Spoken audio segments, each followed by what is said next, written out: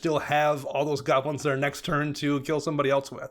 So I don't think my evaluation of the card in how it worked was wrong, but there's no application for it was the problem. The deck it sits in, like, I think if this was a white, the white castle, and it worked that way, it would probably be a much different thing, because I think there's less ways to go super wide in mono white than you have in mono red.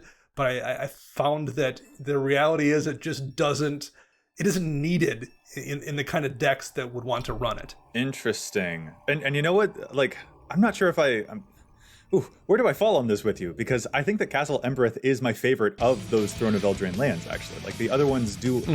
Yeah, like the other ones do underwhelm me a little bit. And I do think that there is actually, like, it looks like there's no opportunity cost on this, but there are sometimes opportunity costs on playing non-basics, even in monocolored decks. Like if you're playing a mono-white deck, Emeria the Sky Ruin wants you to have a high number of lanes, for example, Cabal Coffers or Cabal Stronghold wants you to have a high number of swamps, that kind of thing. This one feels the most like it should work, but I also will say I don't have a whole lot of experience actually using it myself either.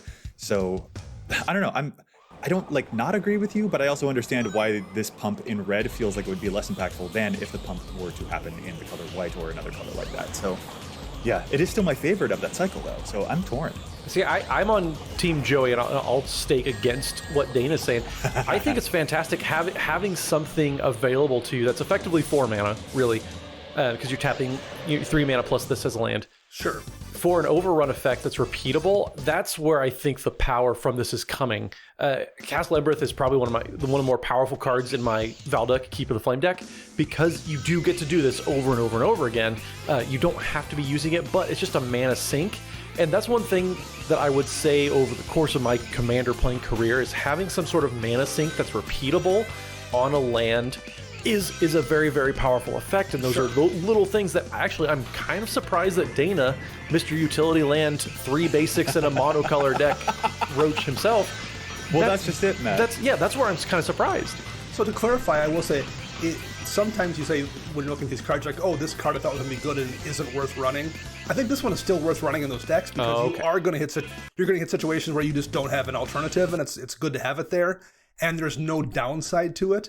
But I had envisioned it being something you would use regularly versus something you use when you're just in a situation where there's nothing else to do with your mana.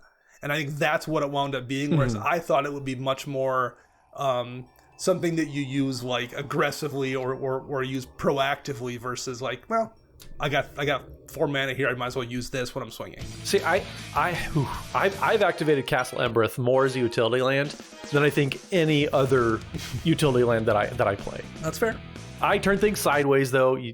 Well, and that's just it, Matt. Remember the types of utility lands that Dana is using. He's Mr. War Room over there. Like, that's the type of thing that he tends to do a whole lot of. And as you said as well, he's only got like 3 basic lands in any of his decks. So Castle Embereth for him enters tapped a lot of the time because he doesn't have a mountain. That is true. You're not wrong. You're not wrong. Okay, I'm sure we have plenty of other examples and maybe even more disagreements to get into about different evaluations or misevaluations, but we'll get to those a little bit later. Right now, I think we probably ought to move to challenging some stats. There's a whole lot of data on EDHREC, but we don't always agree with it. So we'll take a quick break and come back with some challenges. This show is sponsored by BetterHelp, the world's largest therapy service. So here's an ironic thing for a professional podcaster to say. Sometimes I don't understand my thoughts until I actually say them. Like often when I'm preparing for a show, I say a lot of the points in the show notes out loud so that I can actually hear it outside of myself and figure out if it makes any sense. That's a good habit that I've picked up to make my work better, and it's also a practice from therapy that I've used to make my life better. It's so helpful to practice communicating abstract thoughts with a professional who will help you observe those thoughts once they're outside of yourself so you can figure out the ones that actually resonate with you. And I personally find it helps me be more authentic and more present with other people too. As the world's largest therapy service, BetterHelp has matched 3 million people with professionally licensed and vetted therapists, available 100% online. Plus, it's affordable. Just fill out a brief questionnaire to match with a therapist. If things aren't clicking, you can easily switch to a new therapist anytime. It couldn't be simpler. No waiting rooms, no traffic, no endless searching for the right therapist. Learn more and save 10% off your first month at betterhelp.com/EDH. That's BetterHelp, HELP.com/EDH. Up first this week, I want to challenge a card from way back in Alpha that has not been reprinted since 4th edition. Although I guess we're going to get a gold border version of it here coming up, and that's Siren's Call. Oh, no. Okay. It's currently in 293 decks. It's a single blue mana for an instant, and you can cast this spell only during an opponent's turn and only before attackers are declared. It says, creatures the active player controls attack this turn if able, and at the beginning of the next end step, destroy all non-wall creatures that player controls that didn't attack this turn, and you can ignore this effect for each creature the player didn't control continuously at the beginning of the turn. So if they cast a creature that turn, that doesn't count. But any creature that didn't attack because they tapped it or something gets destroyed.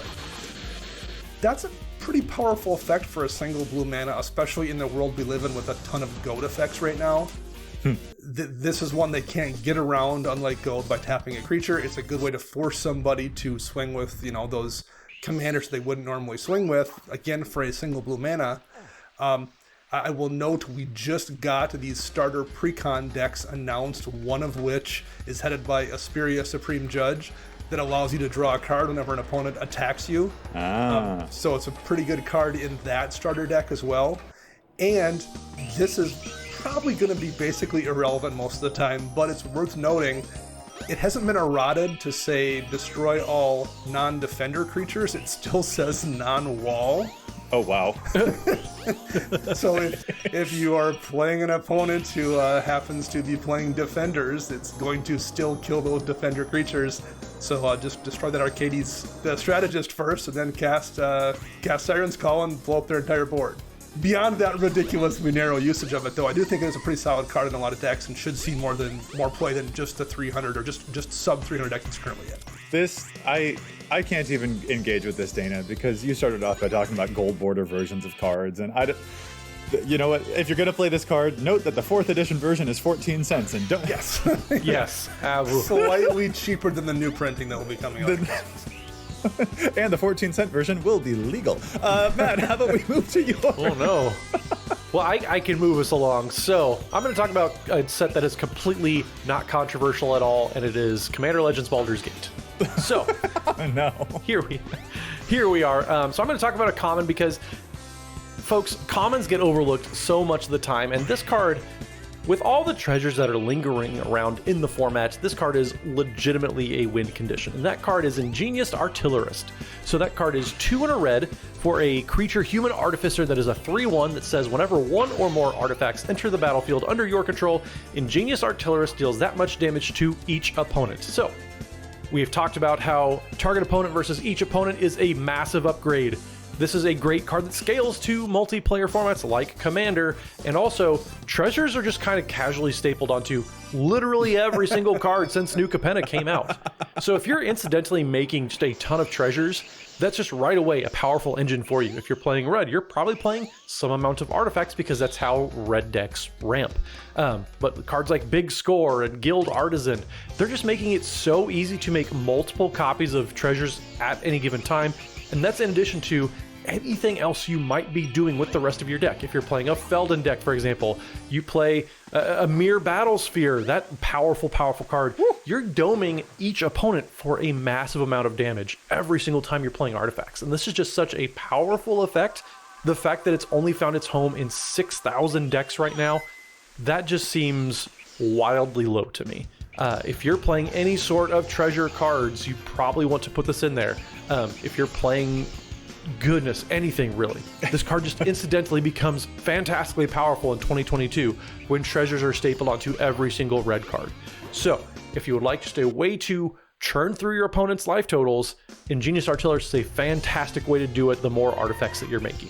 Yeah, so for context here, Matt, I think you'll love this. Prosper Tomebound, we know makes a bunch of treasures. Reckless Fireweaver has a similar effect. Whenever artifacts enter, it pings your opponents. That's showing up in 63% of the over 10,000 Prosper decks that are out there. By contrast, Ingenious Artillerist is only showing up in 24% of the eligible Prosper decks that have been built or updated since the Ingenious Artillerist card was released. So 24 compared to the 63%, that's probably showing you where that percentage should actually go up to meet with the Reckless Weaver. If you want to talk about a fantastic way to spend a quarter, this is it.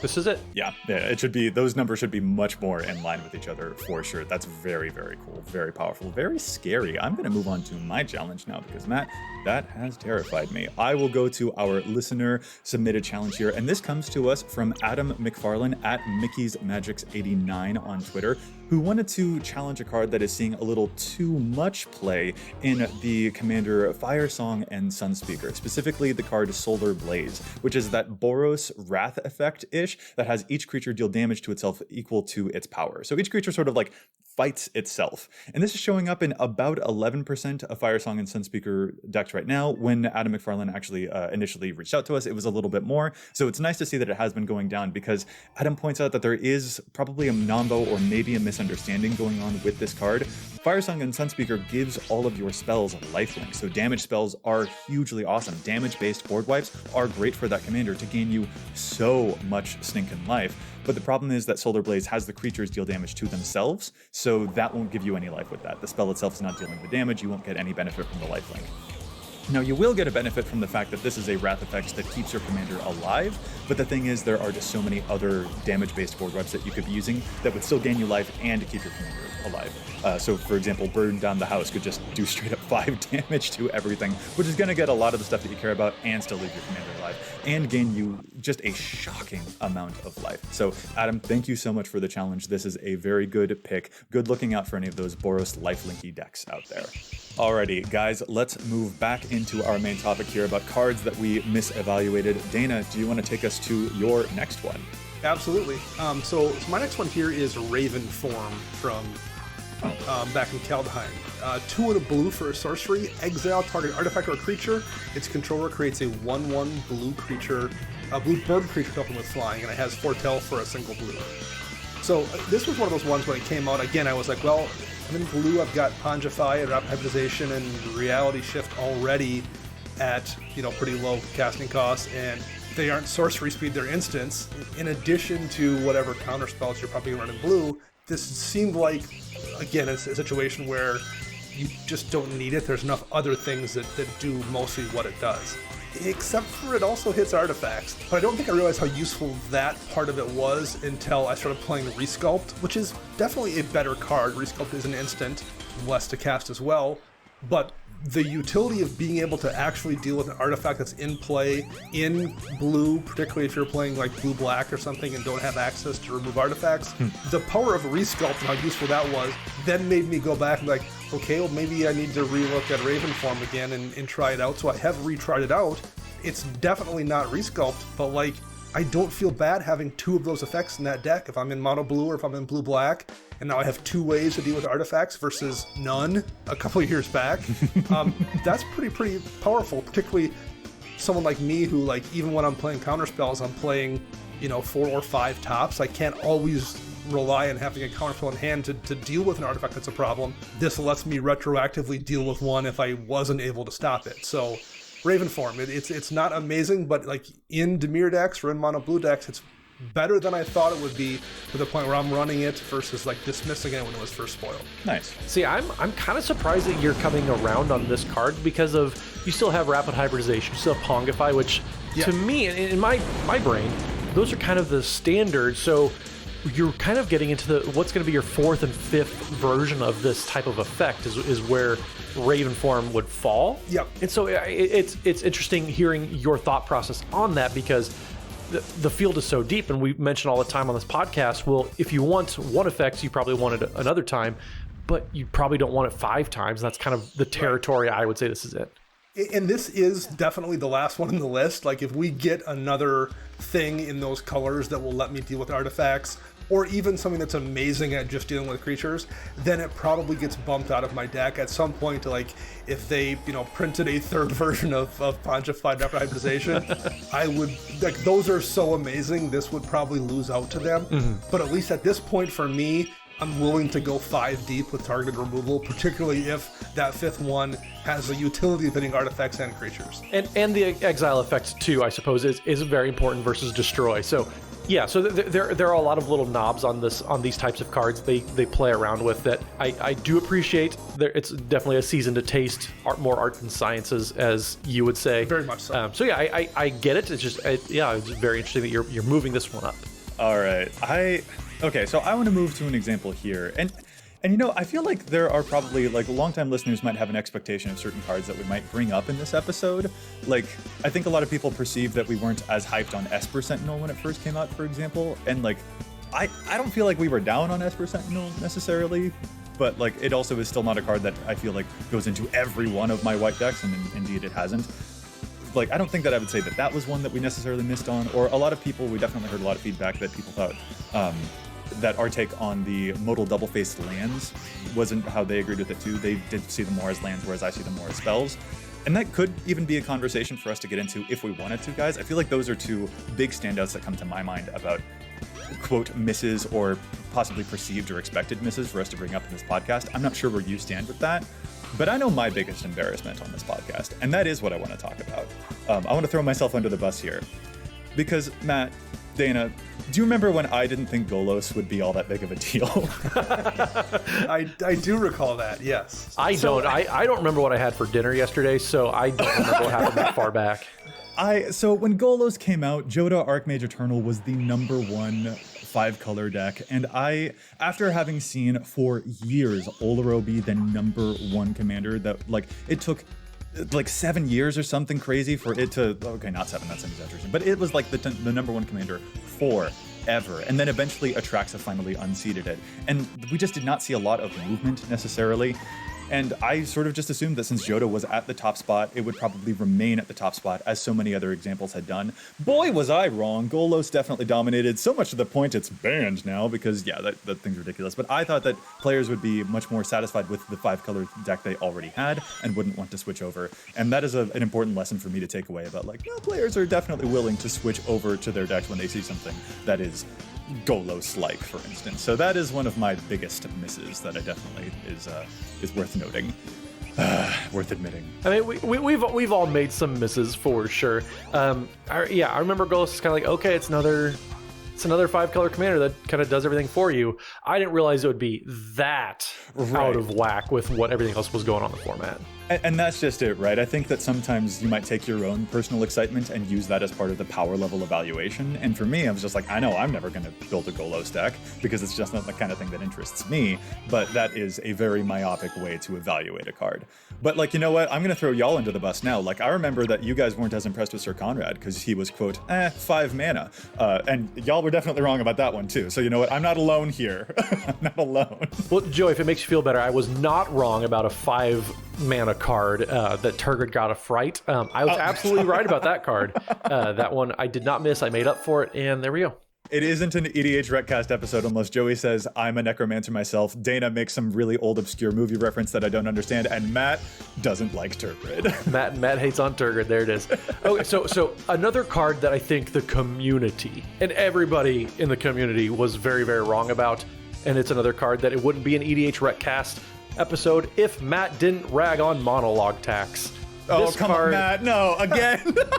But, okay, am I wrong? Everybody thought this was going to be a Smothering Tithe Light. Everybody thought this was going to be a great mana value engine. And, honestly, this, to me, this might be the most overhyped card in like 5 years.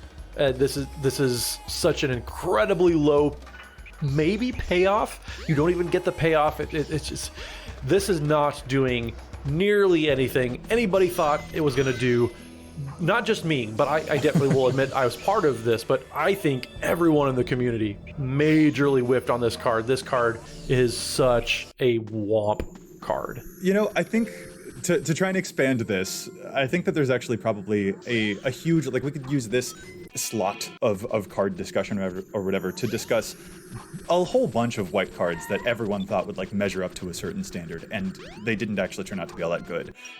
Like I think that Keeper of the Accord to some extent also falls within this, where this was like people thought that this would be the best white card from Commander Legends, and it wasn't, not by a mile. It's, in my opinion, only fine, but like the card Chroma's Will was certainly a lot more impressive than Keeper of the Accord. Or like Idol of Endurance, I remember when that one came out, everyone was like, it's a way for white to get card advantage. It was really only okay. Trove Warden, Verge Rangers, Cartographer Hawk. There have been a lot of examples of like overhyped white cards that have left us feeling like we wanted a lot more. And I think that that's probably like a bigger discussion that is around the monologue tax that you mentioned. So Cartographer's Hawk, 1000% is also a face child, poster child, whatever you want to call it, for this type of card. I actually don't hate Keeper of the Accord. I like it. I have it in a couple decks.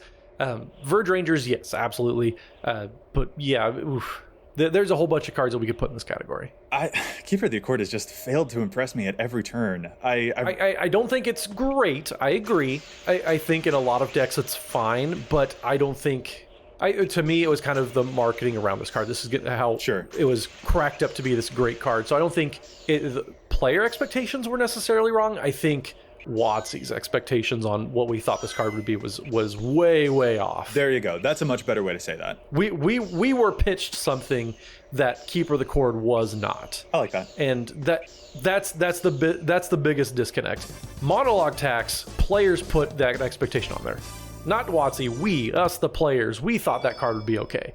Those are the ones that I'm definitely putting in this category. So up next is a card that probably has the largest gulf between how kind of dismissive I was of it and how many decks I run it in now.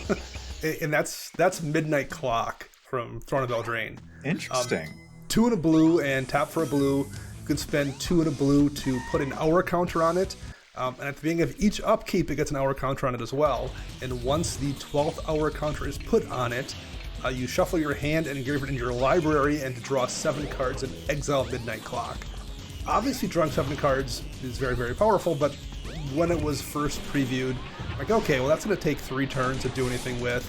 Yes, you could pump a ton of mana into it to like speed up when it goes off, but I think I have way better things to do with my mana for the most part than like put a single counter on this clock to speed up, what fraction of a turn I get to draw those cards first. It's gonna be fine, but like I wasn't scared of it at all, and was not looking to put it in a bunch of my decks or anything until somebody used it against me in a Commander game and dropped it on turn 4. I'm like, okay, well, that's we've got a few turns to worry about that, and who cares? The game will be over by then. I don't know why I thought that, but it wasn't. Turn 7 rolled around, and the person, dumped their hand over the course of getting up to it and drew, discarded 1, shuffled their graveyard back in, drew 7, and it changed how they were playing. It like changed the flow of the game from that point onward. It's like, oh, okay, I should give this card a try. So I picked up 1, put it in the blue deck. And, occasionally it's burned me where, like, I've been forced to shuffle away a card or 2 I wanted to keep. But, I don't know, 9 out of 10 times this goes off for me. Again, it changes the course of the game. And it goes off regularly. And the other thing I remember thinking at the time was, well, I also, do you want to draw this late in the game and have it do nothing? Well, that's true of any mana rock, right? It's like it's 3 mana versus, 2 for a Fellwar Stone or something, but, like, that's still a pretty small price to pay for the most part for a card that has that opportunity to absolutely change what's going on by giving you a fresh 7. I looked at a bunch of things and didn't really realize how impactful it would be until I actually saw it hit the field and realized everything I evaluated on it negatively was wrong and all the positive.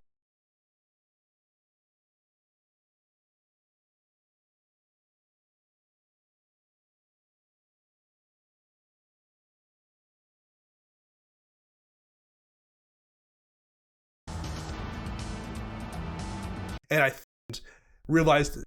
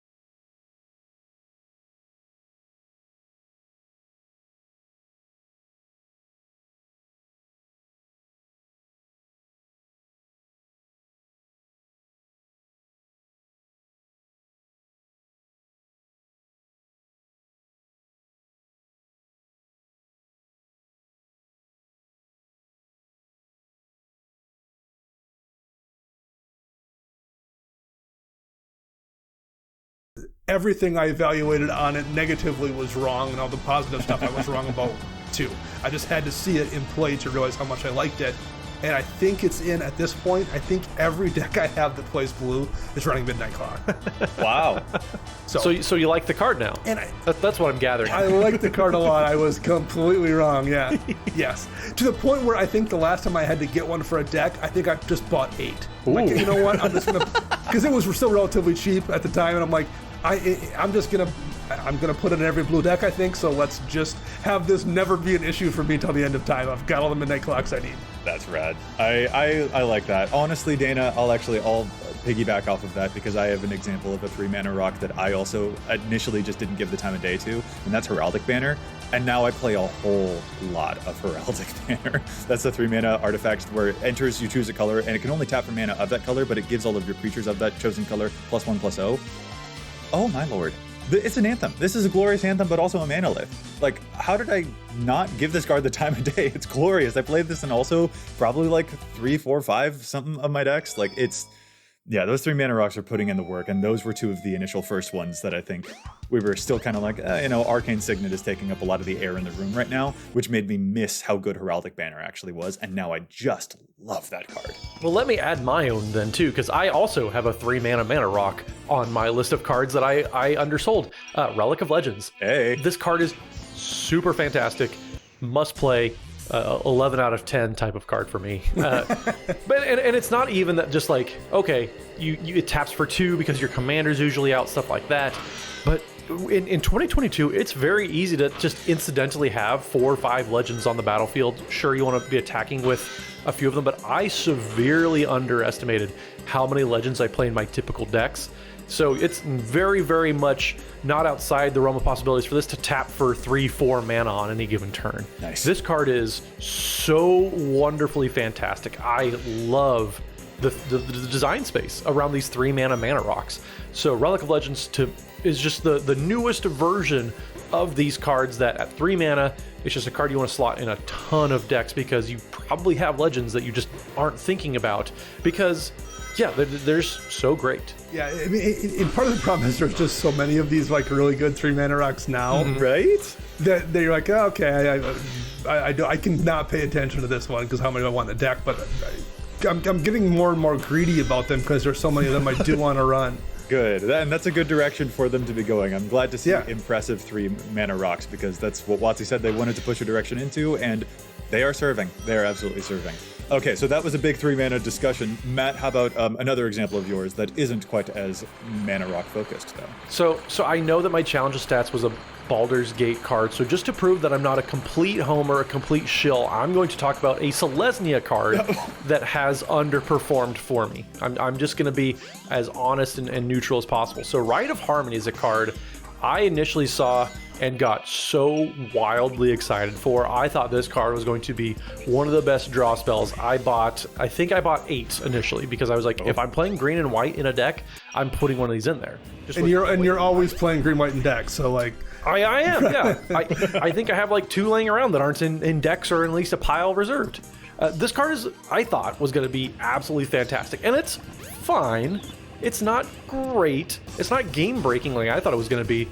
Most of the time, it's a draw 2, draw 3, unless you're making those big turns, which, of course, those big turns happen. But this is nowhere near the huge game breaking card that I thought it was going to be. I was maybe a little blinded by the color identity, I will admit, but in execution, this card has just underperformed for me. There have been great turns, but it just hasn't been very consistent at all. That's the perfect word for it. This strikes me as a card that could blow up or could do not a whole lot, nothing at all. Mm-hmm. And so it could be a cool card, and I'm sure there are plenty of folks who have had great success with it, but it's a swingy card. It's an inconsistent card, like you said, and that's the thing to note about it. The fact that it isn't consistent is, in ways, a knock against it. Yeah, because I'm definitely someone when it comes to cards, too, I don't think about that one big turn where it drew me 5 cards for 2 mana. I think of all the times it didn't do anything for me, and then I'm resentful. like what have you done for me lately? Yeah. That's I think part of the reason why I love those kind of Night's Whisper or Winged Words kinds of effects. I know what I'm going to get every time. Like, it's consistent, and at least for me, I want that consistency over those wild swings. And this is probably, now that I've reset my expectations on this card, it's probably a Knight's Whisper. That's probably what I need to approach it as, which that's fine. Knight's Whisper, Dana plays in 13 of his 10 decks. even the ones that aren't black, I've got a copy in there just in case. Well, no, and that's actually a good point as a thing to compare it to as well. Rite of Harmony is a late game draw spell. It kind of doesn't, like, it has a flashback, which is certainly cool. And if you cast this twice in the same turn and you can play a bunch of stuff too, like, oh, that could be really, really interesting. But it's not a card that you can play on turn 2. It's not a card that you can play on turn 3, like Knight's Whisper, as Dana likes to do. Those are also draw spells that smooth out Dana's early game a whole lot, which is another reason why he likes them so much. Rite of Harmony does not have that same flexibility. It is much more of a late draw effect much farther into the game. So you have to have already gotten a little bit of stuff established before it can become usable in the first place. And that is another thing to bear in mind with it because of when it can be used. That's an absolutely good point. It's bad when it occurs. Well, in Twin Inferno, that problem kind of goes away because if you don't need to use the double strike ability because your creature has double strike, because you got Temur Battle Rage already out, whatever, you can still copy a spell. Like, it kind of eliminates that problem of double strike not stacking by giving you something else very, very useful already on that card. Yeah, that's a great one. And also, can I just admire the portmanteau of that name, Twinferno? Yeah. A lot of success in this format. And 2 mana to copy a thing? Yeah, right. Yeah, we've seen that single effect having a lot of success in this format. So when you squish them together like this, you get a really impressive red uncommon. I'm a big fan of that card, and again, it's just wonderful to see cards like that feel like they're always going to be useful in your deck, no matter the situation. I'm a big fan of that. Yeah, modal cards really get a lot of work done. Yeah. You know what? Okay, we've mentioned this one on the show before, but Dana, this is another one that we're both a big fan of. So I think we have to mention Protection Racket, right? Yes. Protection Racket is so, again, it's led to some of the silliest, and it's so fun to play this one. This one is from the new Capenna set, I believe. Protection Racket is 3 and a black for an enchantment that says, at the beginning of your upkeep, repeat the following process for each opponent in turn order. Reveal the top card of your library. That player may pay life equal to that card's mana value, and if they do, exile that card. Otherwise, put it into your hand. So Dana, I believe I may or may not have tormented you and Matt and any of our guests on our stream when I put this into my Yannette deck, which is full of a rather large number of 9-drops, and just peeled a bunch of 7 and 9-drops off the top of the library, asking if you wanted to either let me draw extra cards or if you wanted to pay 9 life. I love this thing. I know I keep saying that, but this is like really, really cool. It is. It's similar to your Yannette deck. I'm running it in my Silumgar Dragons deck, where every creature in that deck costs 7 or 8 mana. Similar thing that just, hey, you can either take 8 damage from this Astral Dragon, or you can give it to me, and either one of those situations feels terrible if you're the person on the other end of it. It's also an interesting card that I feel like it gets better the more casual your deck is, for the most part. It's not 100% true, but like the more battle cruisery and the more like high CMC stuff you have in your deck, the better it gets. It's probably pretty useless if you're playing, a deck with the average CMC like 1.8, like CEDH doesn't want anything to do with this kind of card in general, but like they definitely don't with one where everyone's just going to every turn take the 1 damage or something. But in a relatively casual meta, this not only is very effective, it is a fun card too. Like it makes for good stories, and that's always a great thing to say about cards. Yes, yeah. And there are a lot of decks that just like kind of naturally encourage playing a lot of high mana cards. Like Henzi Toolbox Torre, for example, also is like it wants you to play a bunch of big creatures to get the blitz reduction off of Henzi's effect. But when you're just ripping them off the top of the deck, it's like, here, either take damage to make it so I don't get the creature, or let me have the creature, at which point I'm going to deal a bunch of damage to you with said creature. When we talked about it before, I think I said that it's the type of card that rewards you for being a little bit foolish with your decks, which is just a section of gameplay that I absolutely love just to death. So that's one that I think I had to point out here as a sleeper card that works in some really fun contexts. In itself balances a little bit too in that regard, because like you're never going to get a land. No one's ever going to let you get your land drop for the turn off that.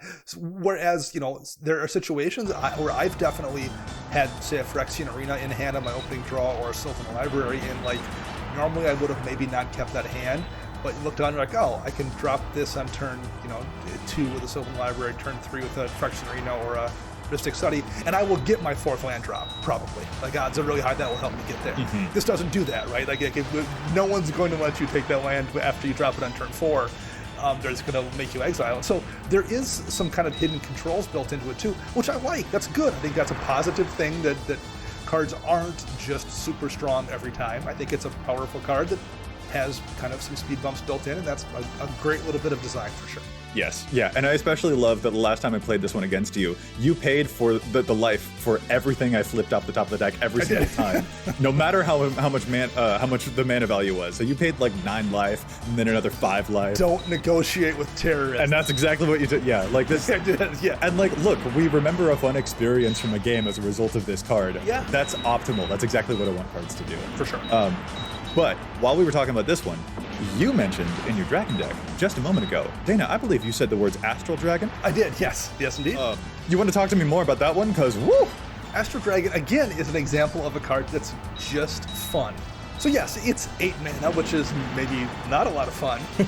The fun is in what the card does. It has an ability called Project Image, so when Astral Dragon enters the battlefield, you create 2 tokens that are copies of target non-creature permanent, except they're 3/3 dragon creatures in addition to their other types, and they have flying.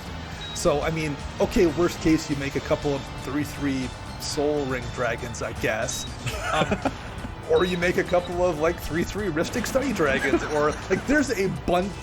The things you will make copies of in this, when you successfully cast an Astral Dragon, it's ridiculous. Like there's just so many dumb things that can happen, and every time I've seen it cast, that's been what it is. It's been something absurd.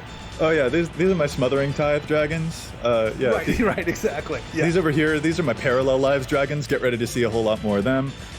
It's bonkers. I think that this card might be pushing the definition of sleeper hit because, Dana, it is the most popular card that we've talked about so far. It's showing up in 6,600 decks so far. Yeah. 2% of decks that are eligible to play it, so we need to watch out for that. But yeah, I feel like this qualifies. This is it's just so dang fun. And I think a lot of the attention in that set went to some of the bigger, more obvious dragons like Miram and all of the stuff that the ancient Copper Dragon was doing in that set. But Astral Dragon has produced some absolutely wacky game states that are... It's just cool. And again, this is another one of those cards that, like, if you're playing a Blink deck, for instance, again, sometimes a Blink deck might struggle to close a game out. Well, the fact that this makes tokens that are also creatures that fly is going to help you close that game down. Like, they are more vulnerable. You're not making copies of an enchantment, copies of an artifact that are difficult to remove, whereas creatures are a little bit easier to remove. So, like, that seems like a downside at first, but it actually helps you win. It helps you deal more damage. This thing comes in with 10 total power. Right. For 8 mana. And you get a bunch of extra bonus effects for whatever Mats Mirari's Wake was doing over there. You get 2 of them. Right. Like, 10 evasive power for 8 mana, particularly in, like, not green, is a pretty decent rate of exchange. Yeah. Let alone whatever added gas you're gonna add onto that because of the silly thing you copied. Yeah, listen, if you're playing super competitively, this card isn't for you. It's not going to do you any good in your deck. You don't have 8 mana to play this kind of 4/4 creature. That's not usually how those decks work. And if you're going to be reanimating stuff, there's far more impactful things probably to reanimate than this. Yeah, probably. If you're treating stuff in. But, like, there's a lot of people that aren't playing at that. If you're playing at that kind of Battlecruiser power level, this is an amazing card. And it's effective, it's fun, it creates stories. Absolutely.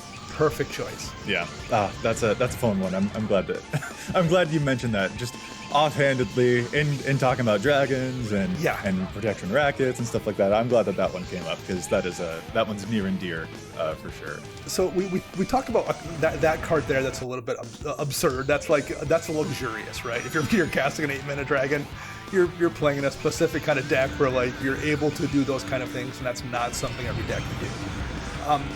Roadside Reliquary, on the other hand, is a land from Kamigawa Neon Dynasty. Taps for colorless mana. It doesn't come into play tapped, so there's not a lot of downside to it other than, it only makes colorless mana. And you can spend 2 mana to sacrifice it and draw a card if you control an artifact, and draw a card if you control an enchantment. So that if you control one of each, you draw 2 cards. When I first saw this spoiled initially, I didn't think much of it. We already had Cryptic Caves that for 1 mana let you draw 1 card, basically no matter what. You have to have 5 lands in play, but like by the time you're sacrificing lands to draw cards, you have 5 lands in play for the most part. That's really not a big deal. So I didn't really think much about it until I went to the pre-release. I actually wound up with 2 of these in my pre-release kit, so I'll try it out. I'll put it in my deck. You can afford to run a few utility lands in a 2-color pre-release deck. And I got it out very regularly, and every time I was like, oh, I have an artifact and enchantment in play, I'm drawing 2 cards. That was really, really powerful. Because you don't tend to have a ton of draw in a pre-release environment, so I'm like, that was super effective in a way that I didn't think it would be. I might as well try it in Commander, because I obviously got a couple of them in the pre-release kit, so I put them in decks. I'm like, well, I'll give it a go. Cryptic Case wasn't impressive, but let's see how this works. It turns out that losing a land to draw a card in Commander doesn't feel that amazing, but losing a land to draw 2 cards feels way, way better. And that's not the kind of thing that registered with me until I was in a position to do it.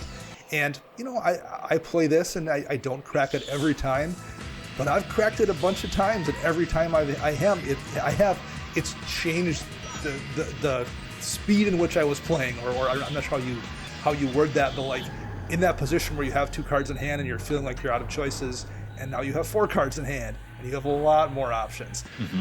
It just really feels like it changes the velocity of what you're doing in a way that drawing a single card off Cryptic Caves didn't. Velocity is such a good word for that. So I'm running this, and I've looked at my decks. If I have 2 enchantments in the deck, well, then it's always going to be a Cryptic Caves, and I'm not running it for the most part. But a lot of my decks have 8 or 10 enchantments and 8 or 10 artifacts, and it's really easy to draw 2 cards off it. I've been thrilled to see this almost every time I've put it in a deck, and I think it is a real sleeper card that it's not a bomb, it's not game-changing, it's just a really nice piece of tech to make life easier if you're playing Commander. And that's an important thing to note about the definition of sleeper hit cards as well, right? This one also is kind of a card that can go under the radar even when it's on the battlefield.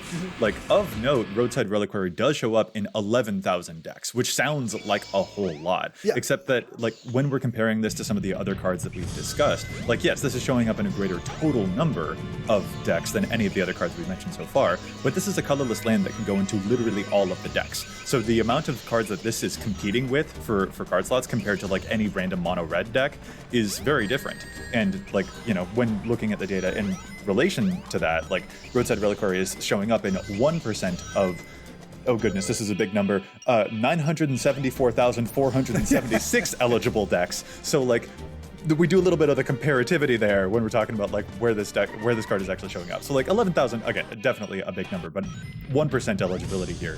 And it also is a sleeper even when it's on the battlefield, because I don't realize how much weight this card is going to pull when you're using it. And it's, as a simple utility land, really easy to just kind of overlook in a random set.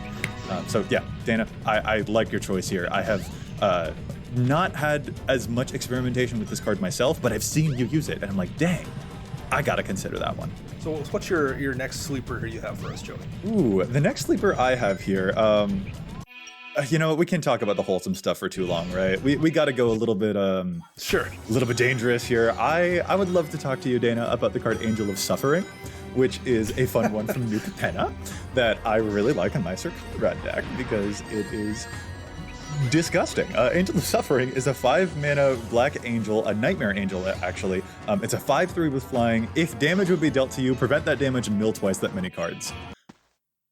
Holy yes. This is, are you kidding? Someone tries to attack me with stuff or deal damage with a spell, and this thing is sitting here nope. But what if instead you filled my graveyard and my Conrad boy over there was like, hey, thanks for helping, you're gonna take damage now instead.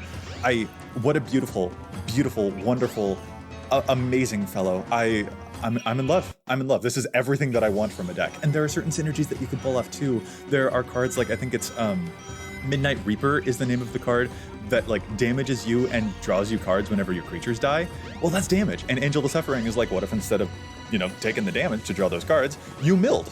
And you got your graveyard strategy even further online. This is an insidiously beautiful card. And the fact that it's also a nightmare, in addition to being an angel, it's got tribal synergies. I am personally surprised that this only shows up in 3,700 of the decks that are eligible to play it. This is this one's spicy and mean and lovely. This is one of those cards, like, it's the definition of don't threaten me with a good time. Yeah. mill twice as many cards. That's not really actually a downside in a lot of decks. Like, yeah, if you're going to hit me, I guess I won't take damage and I'll mill. What a terrible combination of things that will happen to my Reanimator deck. How unfortunate. Oh, yeah. Call the ambulance, but not for me. Right, exactly, yeah. What a silly card. And yeah, I mean, again, it's you talked about it not being a ton of decks. This is a relatively inexpensive card. It was a mythic from a recent set. A card that you can pick up for $1 and change and is absurdly powerful in the right deck. I love that card for sure. Yeah, you play in a Bladewing Deathless Tyrant deck that wants to have a bunch of stuff in your graveyard to make zombie tokens. Here's an angel that will make your opponents not want to hit you. And if this card doesn't mill you, that's also a success, because that means that no one's hurting you at all. Right. Which just is perfect. Yeah. Can't. I will gush. I will just keep gushing. I get so excited when we talk about these cards. So Dana, you gotta take it. Sleeper goes back to you. Mike's back to you. So there's been a lot of interesting pieces of equipment made in Magic over the years. But we've got a couple of them this year that actually kind of really jumped out at me that I liked quite a bit. Mask of the Schemer and Robe of the Archmage, and I will mention them both because they both are blue pieces of equipment and they both do kind of something similar. Robe of the Archmage draws you cards for each point of damage you deal, and Mask of the Schemer, when an equipped creature deals combat damage to a player, it connives X, where X is the amount of damage dealt to that player. So connive means you draw X cards and discard X cards and put a +1 counter on the creature for each non-land card discarded this way.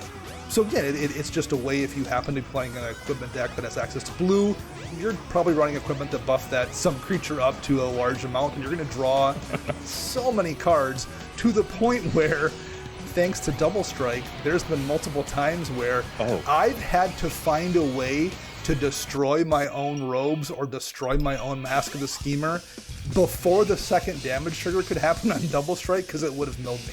So I've like drawn a ton of cards and been like, I really hope there's a disenchant effect in here so I can destroy the mask before I have to deal with the second damage trigger happening, because then I'm going to lose a game. Oh, wow. So I guess that's what we call a good problem, I think.